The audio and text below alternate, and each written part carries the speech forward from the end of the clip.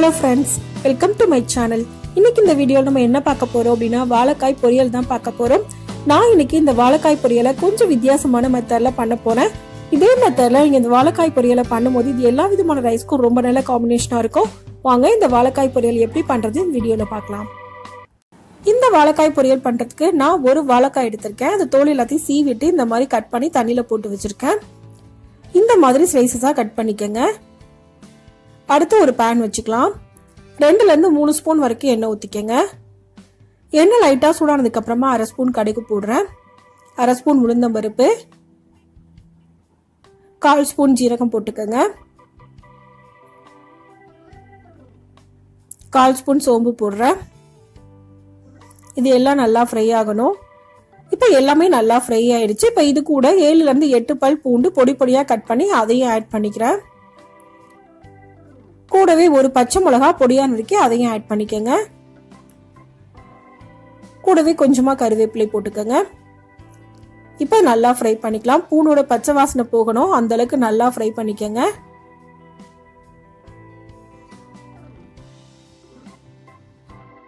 இப்போ இது எல்லாமே நல்லா ஃப்ரை ஆயிடுச்சு. இப்போ வெங்காயத்தை ஆட் பண்ணி அதையும் சேர்த்து நம்ம ஃப்ரை பண்ணிக்கலாம். நான் இன்னைக்கு ஒரு பெரிய வெங்காயம் பொடியா நறுக்கி ஆட் பண்ணிருக்கேன். வெங்காயம் லைட்டா கலர் சேஞ்ச் ஆனா போதும். இப்போ வெங்காயம் நல்லாவே ஃப்ரை ஆயிடுச்சு. இப்போ இது கூட 1/4 ஸ்பூன் அளவுக்கு மஞ்சள் தூள் ஆட் பண்றேன். கூடவே 1/2 ஸ்பூன் அளவுக்கு மிளகாய் தூள், 1/2 ஸ்பூன் அளவுக்கு மல்லித்தூள் ஆட் பண்றேன். 1/2 ஸ்பூன் அளவுக்கு மிளகு தூள் ஆட் பண்றேன். இது எல்லாத்தையும் சேர்த்து நல்லா மிக்ஸ் பண்ணிக்கலாம். இப்போ இது எல்லாத்தையும் சேர்த்து நல்லா மிக்ஸ் பண்ணிக்கலாம். நம்ம ஆட் பண்ணிருக்க மசாலாவோட பச்சை வாசனை எல்லாம் போகணும். அதுக்காக 1 நிமிஷத்துக்கு மட்டும் நல்லா ஃப்ரை பண்ணிக்கங்க. இப்போ நல்லா ஃப்ரை பண்ணியாச்சு. நம்ம வாழைக்காயை ஆட் பண்ணிடலாம். நம்ம வாழைக்காயை தண்ணியில போட்டு வைக்கும் போது கலர் சேஞ்ச் ஆகாம இருக்கும், அதுக்காக தான் தண்ணியில போட்டு வைக்கிறோம். இப்போ இதுக்கு தேவையான உப்பு சேர்த்துக்கங்க. சேர்த்துட்டு நல்லா மிக்ஸ் பண்ணிக்கலாம்.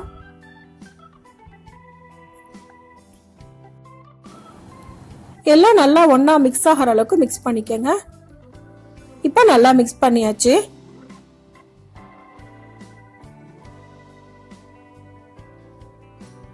இந்த அளவுக்கு நல்லா மிக்ஸ் பண்ணதுக்கு அப்புறமா ஒரு 1/4 கப் அளவுக்கு தண்ணி ஊத்திக்கங்க. தண்ணி அதிகமா ஊத்த தேவையில்லை, நான் வாழைக்காய் ரொம்ப சீக்கிரமாவே குக் ஆயிரும். தண்ணி ஊத்துனதுக்கு அப்புறமா ஒரு தடவை மிக்ஸ் பண்ணிக்கலாம். இப்போ இதை மூடி போட்டு 2 ல இருந்து 3 நிமிஷத்துக்கு மட்டும் குக் பண்ணிக்கங்க. இப்போ 3 நிமிஷம் ஆயிருக்கு. நான் ஓபன் பண்ணி பாக்குறேன். தண்ணி எல்லாமே நல்லா ட்ரை ஆயிருச்சு. வாழைக்காய் நல்லா குக் ஆயிருச்சு. இப்போ நல்லா ஒரு தடவை மிக்ஸ் பண்ணி விட்டுக்கலாம். நல்லா மிக்ஸ் பண்ணதுக்கு அப்புறமா அடுப்பு சிம்ல வச்சுக்கோங்க. சிம்ல வச்சு 2 ல இருந்து 3 நிமிஷத்துக்கு நல்லா ஃப்ரை பண்ணிக்கங்க. அப்படி நம்ம பண்ணும்போது வாழைக்காயோட டேஸ்ட் ரொம்ப ரொம்ப நல்லா இருக்கும். இப்போ நான் அடுப்பை சிம்ல வச்சு 3 நிமிஷம் போல ஃப்ரை பண்ணிருக்கேன். வாழைக்காய் ரொம்ப ரொம்ப நல்லா குக் ஆகி வந்திருக்கு. ஃபைனலா கொஞ்சமா கொத்தமல்லி இலையை ஆட் பண்ணிக்கங்க. ஒரு தடவை மிக்ஸ் பண்ணி விட்டுட்டு நம்ம அடுப்பை ஆஃப் பண்ணிடலாம். இப்போ நமக்கு ரொம்பவே ஈஸியான கொஞ்சம் வித்தியாசமான வாழைக்காய் பொரியல் ரெடி ஆயிடுச்சு. இந்த வாழைக்காய் பொரியல் நமக்கு எல்லா விதமான ரைஸ்க்கும் ரொம்ப நல்ல காம்பினேஷனா இருக்கும். இந்த ரெசிபியை இதே மெத்தட்ல நீங்களும் செஞ்சு பாருங்க. இந்த வீடியோ உங்களுக்கு பிடிச்சிருந்தா லைக் பண்ணுங்க, ஷேர் பண்ணுங்க, கமெண்ட் பண்ணுங்க. மறக்காம சேனலை சப்ஸ்கிரைப் பண்ணுங்க. தேங்க்ஸ் ஃபார் வாட்சிங்.